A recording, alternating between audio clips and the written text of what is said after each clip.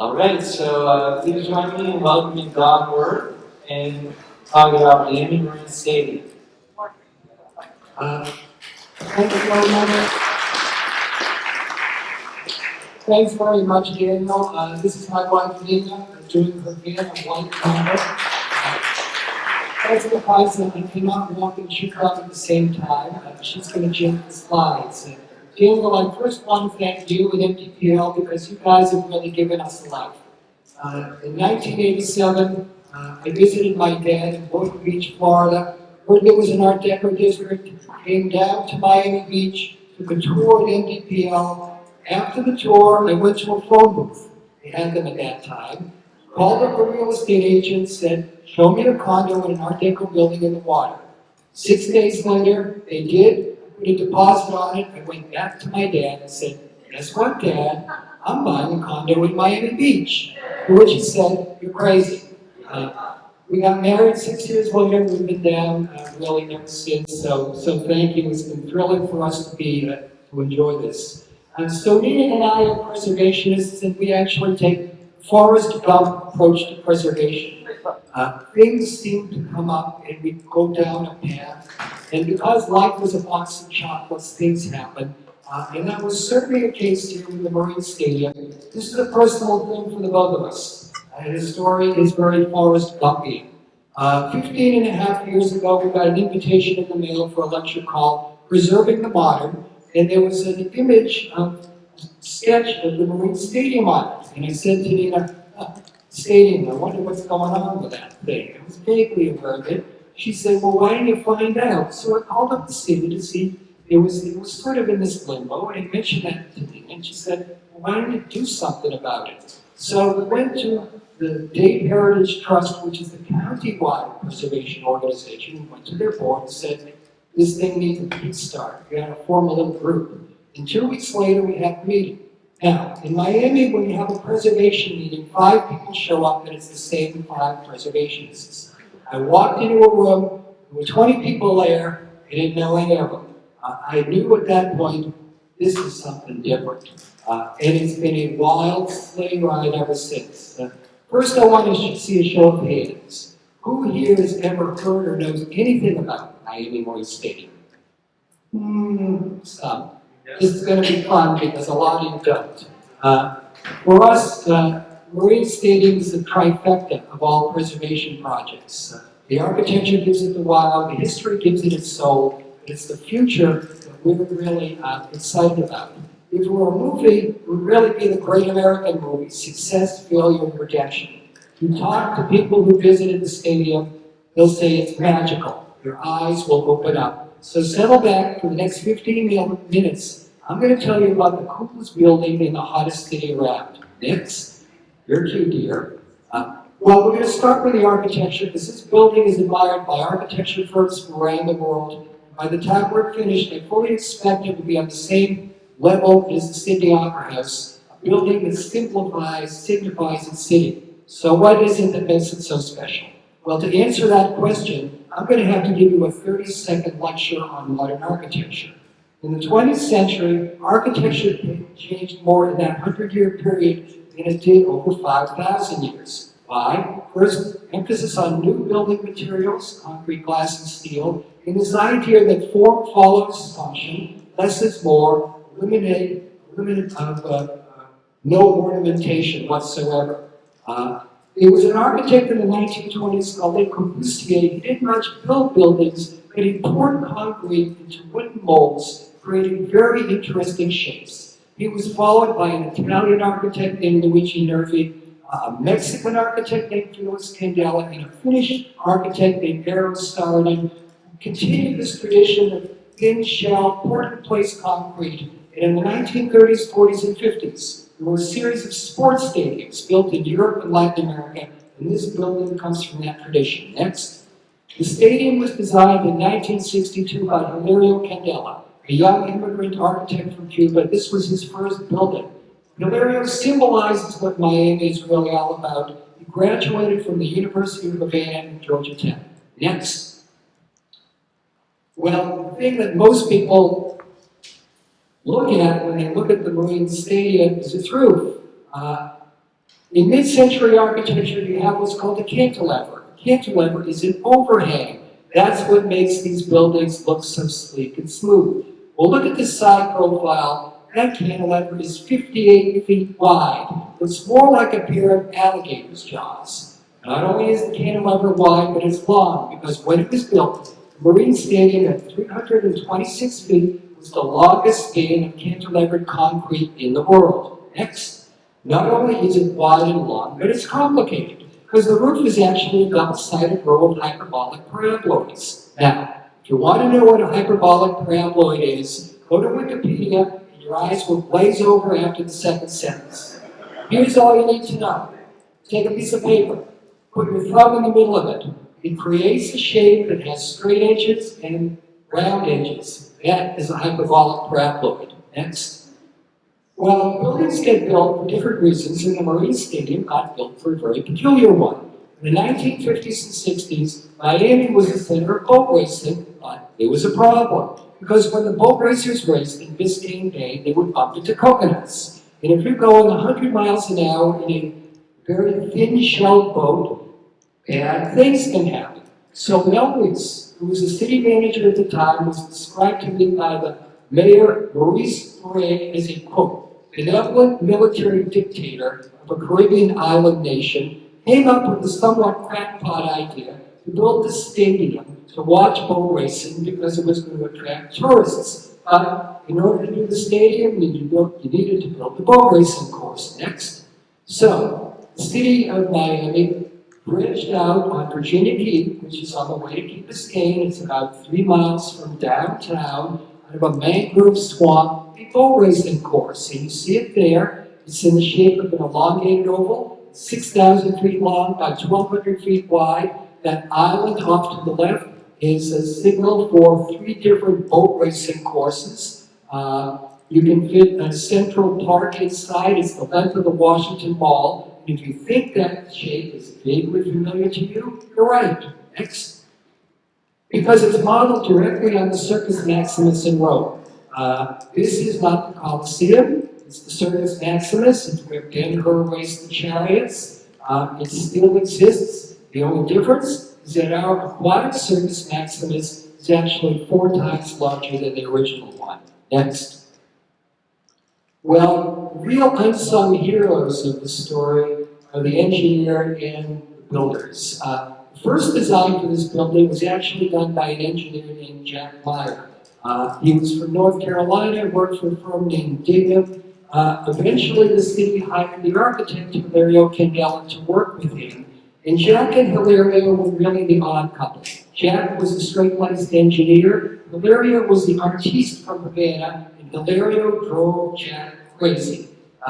Hilario one time put a hole in the middle of 3 beams that were meeting. Jack and the contractor turned to Hilario and says, "You're driving us nuts. You're not getting this hole." Meanwhile, Jack was going crazy because this crazy building was designed at a time before computers and CAD/CAM.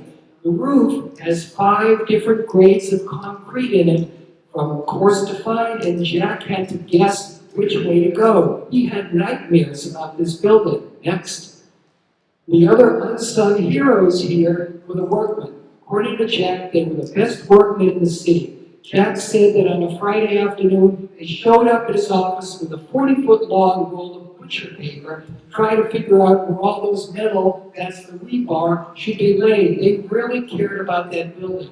By the way, rebar that's used is galvanized rebar, absolutely not used very often at the time. It's really because of Jack and those workmen that we're able to save this building. Next. So that's Jack. And to the left, that's Nathan Brown, an engineering student at Princeton University. Princeton has made a cottage industry, the engineering school has, studying this building. Lindy and I got to be very friendly with Jack and Donna. And I remember the first time I asked Jack, "Gee, was the Marine Stadium ever damaged by Hurricane Andrew?" Jack got angry at me. He said, "No. The building was not damaged by Hurricane Andrew," which is something the city had said. "I designed it to last 100 years. That roof is not going to fall down, and if they blow it up, the whole thing will come down in one piece." And in fact, engineering studies done by many other organizations since then prove Jack to be correct. Next. Well, there she is. That's a view, a few years old. Built in 1962 at a cost of $1 million. The basin was dredged out for a cost of $900,000. Next. The stadium, by the way, happens to be the first green stadium. This is studied also by Princeton School of Engineering because Hilario designed it so that the seats are in shade from noon for the rest of the day all year round, and because it's open on all four sides to the water breeze. Princeton found that the average temperature inside the stadium is 10 degrees cooler than the air around it. So you can be out in Miami on a day like today, it's baking hot. You don't want to be there for more than 10 minutes if you don't have some sort of protection. You go into the stadium, you're very comfortable, and if you're LeBron James, it's fine because the seats are so elevated, you get a great view. Next. Here's a side profile. 1/3 of this building is built over the water, not something you could do today. What that means is that the views from the inside are spectacular. Next. Anybody know what this is?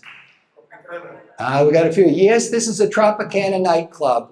Famous place, the most famous nightclub in the world. The Tropicana was the inspiration for Las Vegas, the inspiration for Studio 54, but it's very important architecturally as well, because it was designed by an architect named Max Borges Jr., and that is the Arcos de Cristal, which is alternating ribbons of concrete and glass. It's the same thin shell construction that was used at the Marine Stadium. Next. That is the Tropicana is in Havana, and that's the Marine Stadium. And I bring this out because Hilario Candela apprenticed with Max Borges Jr., the architect for the Tropicana, so you can draw a line directly from the greatest mid-century building in Havana to Miami. Next. And because we have such a strong Cuban community, we actually did that a year and a half ago. We had a presentation, a Zoom presentation in Spanish from Havana to Miami, the architectural and cultural significance of the Miami Marine Stadium, with speakers from the World Monuments Fund, and we were also fortunate enough to have Hilario Candela. We had many Cuban organizations involved, the Latin Builders Association, the Cuban American Bar Association, FIU, Cuban Research Institute, to get our Cuban community appreciative of this building. Next. Well, let's get to some of the things that happened there. Before there were the Miami Marlins, the Miami Dolphins, the Miami Heat. Before there were 500 channels on cable television, there was boat racing in Miami. Boat racing was the big sport, and Miami was the boat racing capital of the world, and this was the best place in the world to see a boat race. And you could have 140 boats at the Marine Stadium on any given weekend. Next.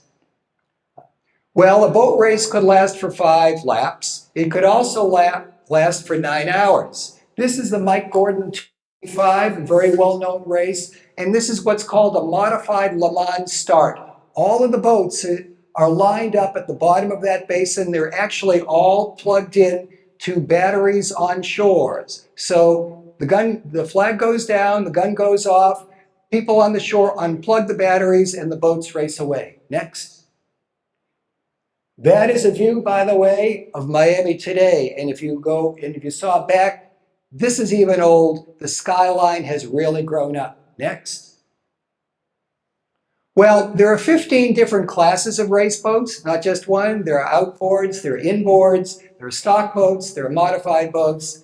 These are the big time boats. These are the unlimited hydroplanes. They're called unlimited because you could do anything to them to make them faster. They were originally powered by World War II aircraft engines, either Allison engines or Rolls-Royce, and they made a racket. They were called the Thunderboats.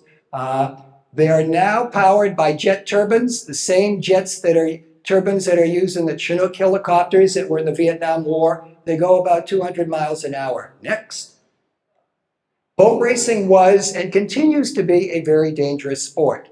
Turn 1 at the Marine Stadium is considered hallowed ground. At least 5 people have died there. This is the triple flip, part of the most famous sequence of photographs in boat racing history. It actually happened at the Marine Stadium. Amazingly, none of the drivers got hurt here. I actually know one of them. Next. Many crazy things happened during boat racing. This is Queenie the water skiing elephant. She was the spokes elephant for Mercury Marine Motors, and the tagline went, Queenie, strong, cost peanuts to operate, but strong enough to tow an elephant. So the story here was that the director of the Orange Bowl Regatta brought in Queenie to do some skiing before the races, but the elephant had a little bit of difficulty getting up on the skis and got up late. By the time the elephant got up, I spoke to one of the boat racers, a guy named Buddy Byers, and he says he's rounding turn 3, and he looks up, and he sees a water skiing elephant headed directly towards him. So I asked Buddy, so what did you think? Buddy said, I just wanted to have a drink. Next.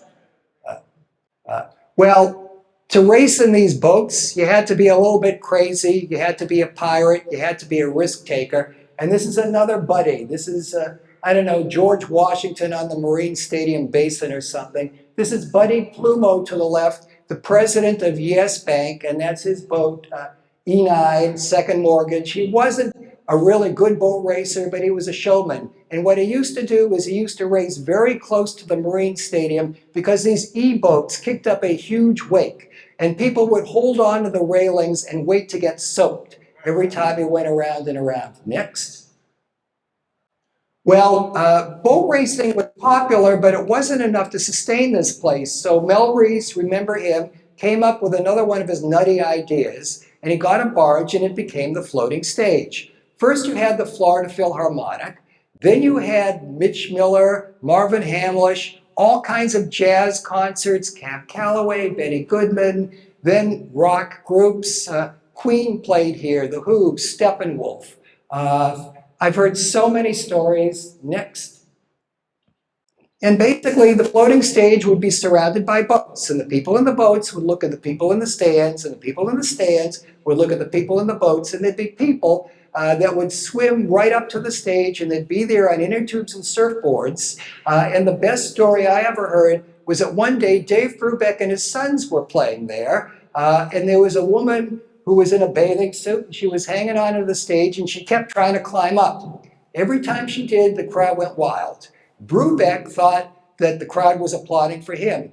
He played 10 encores. His sons kept looking at it, no, Dad, it's not about you. Next. You had boxing and wrestling there. The Dundee brothers, who did promoted all the fights for Cassius Clay, Muhammad Ali. Dusty Rhodes, the wrestler, got thrown into the water. Next. Easter sunrise services. And of course, the most famous performer ever to play there was Jimmy Buffett. And this is him jumping off the floating stage. He actually has a large photograph of this hanging behind his desk in his office in Palm Beach. Next. Yes, Elvis was in the building, sort of. This is an early version of Photoshop. This came from the Elvis movie in 1968, Clambake. We really had a lot of fun with it. We played it for our 50th anniversary birthday party for the stadium. Next. Next. Well, all of these things happened 28 years from 63 to 92, but the stadium went downhill in the late 80s and early 90s. The city of Miami was managing it. They really didn't care, didn't do a very good job. Hurricane Andrew happened. The city alleged there was a lot of damage to this building. We have to demolish it. They applied to FEMA for a grant.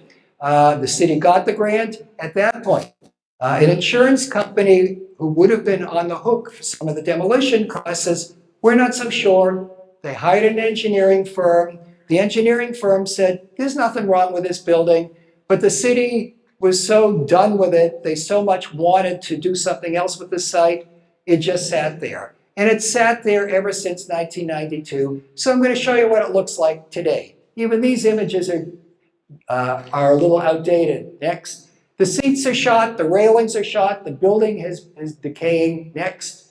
It's actually it became a site after 1992 for creative types. Photographers would go in, this is a high dynamic range photo, and many, many artists came in next, painting graffiti. There are actually 200 coats of graffiti on some of the building next door. The artists have really given it a new life. We actually brought in some good graffiti artists to generate a little more press from it. This is an artist named Stinkfish. He's from Colombia. You can see those images on some of the bags that Prada produces. He has a contract with them. And that's him on the left. A stinkfish will not be photographed in public. He's playing the Banksy game. Next. And this is another mural that we commissioned from a local artist named Hoxo. We were actually there the day this got done. He brought in a crew. It was done in one day. He was deliriously happy when it was finished. Next. And here's an example of somebody, Todd Fox, who snuck in to take photographs of himself. Again, the stadium transitioned from a place of great events to this place where all of these creative, artistic things would happen because the building just was so inspiring to people. Next. So what we've done since then is we got 100 chairs from a promotion that Heineken did for us a couple of years ago, and we gave them to artists to let them reimagine them as art with found objects. So I'm just going to show you a few. This is B.B. Andrade. Next. Adam Thompson reimagined his chair as an IKEA instruction manual. Took it apart. Next. Here's a Bia who thought of all of the environmental issues concerning the Marine Stadium Basin. Next. And here's a Haitian artist, Robert Sylvain, who did a wonderful piece. All of those things like rakes and shovels, he actually took from his backyard, and they really symbolize different things. So around this time, we got an email from Audemars Piguet, the fine watch company, and they said, this building looks pretty interesting to us. Here's what we want to do. We want to bring these two French artists over there for Art Basel, which is the big contemporary art fair that happens here in December. They're going to design a full-size inflatable Swiss chalet. They want to put it on a barge, blow it up like the chalet, up like the Marine Stadium, and then next to that, we're going to put a big barge, and one night we're going to have a fancy dinner for 500 people, and the next night we're going to have a disco for 2,000 people, and we're going to do this in 3 months. And we said, yeah, right. Fortunately, we had a mayor, Tomas Regalado, who decided this was not a bad idea. Next. So that's exactly what we did. And it was fabulous. The night of that disco, it was a VIP event. Nina and I left at 1:30 in the morning. Word had gotten out. There was a line halfway around the stadium to get in. To be on this barge with this music thumping, this fabulous view of Miami, and looking at this crazy stadium. If you know, the New York Post has this very well-known gossip column called Page 6. The headline read, Pier Party Wows Art Crowd. Next. So, with all of this art stuff, you should know that from a preservation point and an advocacy point of view, we've all worked very hard. The city of Miami is not an easy nut to crack.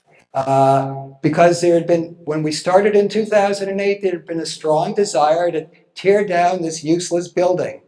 Long story short, we got to a point where we began to make some progress, and the city actually hired an architect to design restoration plans for the stadium back in 2017.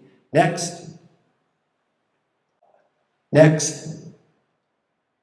So you see here the guy in the yellow shirt is Richard Heisenbottle. He is the foremost preservation architect in Miami. And the guy on the right, that's right, that's Hilario Candela. Now think of this. The guy who designed the building in 1962, 60 years later, is part of its restoration efforts. If that's not the craziest thing, the most amazing thing you could ever imagine, it really is. Hilario passed away a year ago. But he was the godfather of our effort to preserve this building. Next. The Marine Stadium happens to be a press magnet. From the point of view of preservation, this thing is the easiest sell that I've ever had. All I had to do was take people up the ramp and watch them gasp. So this is a shoot we did for the Discovery Channel a year ago. They came to us, the London-based Discovery Channel. They filmed a 9-minute segment on the Marine Stadium, which is now being shown on a new show called Hidden America Mysteries of the Abandoned. It's being shown in the United States, Great Britain, and 30 countries. And the guy in the white hair is Bill Talbert, the former CEO of the Greater Miami Visitors Bureau. The Bureau is very supportive of our efforts to restore the Marine Stadium because they understand that this will be truly one of the great event open-air venues in the world. Next. These are some renderings, next, of a restored Marine Stadium. Next. We've had a lot of interest from corporations. Louis Vuitton came a year and a half ago and mounted a fashion show in front of the stadium, uplit the stadium, and they also celebrated the passing of Virgil Abloh, who was the designer. This is just part of that. Next.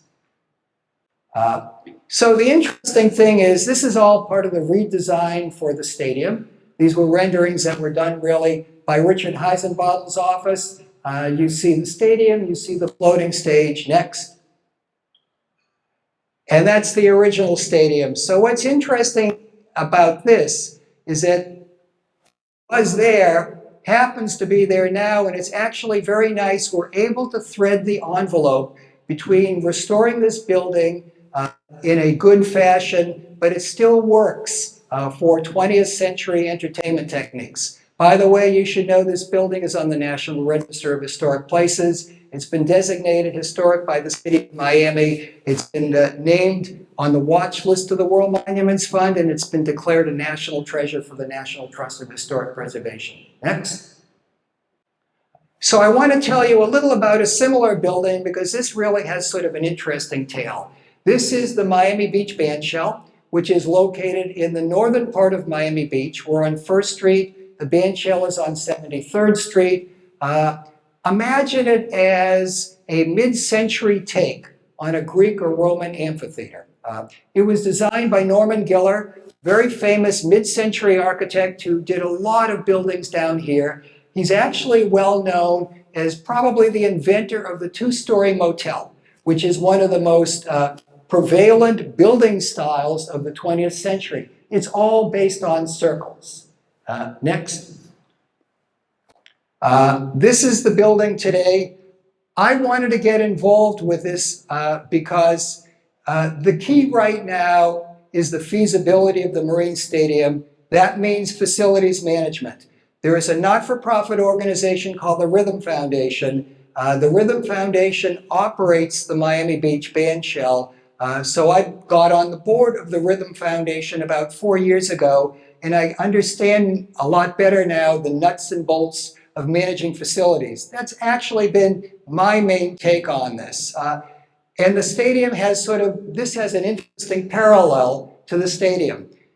When the Rhythm Foundation took over the bandshell in 2015, it was a failing venue. Did about 2 events a month. People were looking at it saying, this thing doesn't work, maybe we should demolish it. As we've taken it over, we've redesigned some of the interiors. The foundation has strong roots in this community. They program Latin and world music, and we're now at a point, next slide, where it's been designated best music venue in Miami by the Miami New Times. We do 10 to 12 events a month, and I just have to tell you, we're rocking. We're really doing it. We had an event on Friday night, sellout, 1,350 people. We have an event tomorrow night, and if you're around, it's free. You may want to come. It's the National Arabian Orchestra with belly dancers. And I kid you not, it is a great event. It is free. Go to miamibeachbandshell.com, and you can reserve really for free tickets. And for me, the essence of this, it's sort of an interesting story here. I got into this, Nina and I got into this because we were interested in the architecture. but it's come to mean, the stadium has come to mean something else to us. A week ago, we had a band called Humphreys McGee. Very popular band. They play at big venues, Red Rocks in Colorado, but they were playing at a smaller venue. And after the third song, the lead guitarist looked out at the crowd, who's also packed, and said, "This place is badass." Nina says, "This place is her happy place." Architecture is great, and I'm not an architectural historian, and I can't tell you a whole lot about a cantilever beyond what I've already explained to you. But when you go to a space and you enjoy it, and you appreciate it, and you know it's special, if architecture can create that kind of feeling in you, then it's done something well. So, for example, when I've spoken twice to the American Powerboat Association, which is a sanctioning body for boat racing, at their annual convention, none of the boat racers ever looked at the architecture of this building, of the Marine Stadium, but they knew it was special because they never heard crowds so loud. They never had people on top of them so much. When you talk to performers who performed at the Marine Stadium, I got an autographed book sent to me by Mike Love of the Beach Boys, and it was inscribed to Don and Nina, "This place is bitchin'. Let's do it again." You speak to people who attended Marine Stadium events, and their eyes light up. That's what makes things worth preserving. When it has a when architecture can have a personal impact on you, that's what makes it special. Next. So that's just some renderings of a floating stage. Next.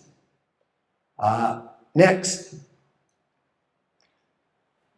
Miracle of miracles, we actually had some construction after 15 years a few months ago. The Marine Stadium pilings, these are the things that hold up the structure, the most compromised portion of the Marine Stadium. And I remember having lunch with a contractor afterwards. He said, "The pile striking went great. This place was solid. Jack Meyer was right." Next. So we have some more challenges with respect to the stadium. The city of Miami is not easy. I got a big meeting coming up on Monday. The feasibility of this building goes back to the initial point that people enjoy and realize it's special and it's magical. That's what will bring the performers. That's what will bring the crowds. That's what will bring the money. And that's how we think it can work. But I remember about 12 years ago having lunch with Jack Meyer, the engineer, and Hilario Candela. And I turned to Hilario because he had worked on this rendering with an artist. And I said to Hilario, "So what is this about?" And Hilario said, "Oh, this is opening night of the Marine Stadium, December 27th, 1960. You had the Tommy Bartlett Water Show. You had a 17-piece jazz orchestra. You had a 40-person choir singing selections of Deflate a Mouse. You had Navy SEALs parachuting into the water. You had fireworks." So I said to Hilario, "So how do you know what this place looked like? You were inside." And Hilario said, I couldn't get a ticket." And Jack Meyer said, "I couldn't get a ticket either." So Hilario Candela, a young 28-year-old architect at the dawn of a career, where ultimately he became president of Spillis Candela, the largest Hispanic architecturally owned firm in the United States, designing hundreds of buildings, all 4 campuses of Miami-Dade Community College, got out of his car himself and watched. And this is what he saw. So I turned to Jack and Hilario and said, "Next time, you're going to be in this building when it opens." Well, that didn't happen. Jack passed away in 2012. Hilario last year, but I always think they're looking down on us. And for those of us who want to bring back this amazing building, that opening night inspires us. So I'll tell you, I see what's going to happen on opening night. First, it'll finally get there if we do some more work with the city, which is not easy, but we're making progress. And people will walk in, and if they're near a stairwell, they'll look down and they see water, because a third of this building is built over water, and Hilario wisely left the stairwells open so you could see and experience that. They'll look up, and they see this crazy origami roof. One journalist called it a drama queen of a roof, and it really is. They'll look straight out, they'll look to the right, they'll see the twinkle. You look at the Australian pines, then they'll look west, almost there, and they will see Miami, which looks like Emerald City as Dorothy and her friends emerge from the forest. And they'll say, wow, this was great, when can we come back? Wow, nobody else has this anywhere. And if London or New York or LA want to get a place like this, good luck. Then they'll say, were we nuts? We thought this thing was a white elephant? Were we crazy? But Miami didn't blow it. We saved it and we brought it back. So that's the dream. Thank you very much. And I just want to introduce initially Deborah Desolitz, who will follow me, who will continue our discussion on the architecture of joy, because no architect in Miami reflects that better than her architect, Melissa Lapidus. Thank you very much.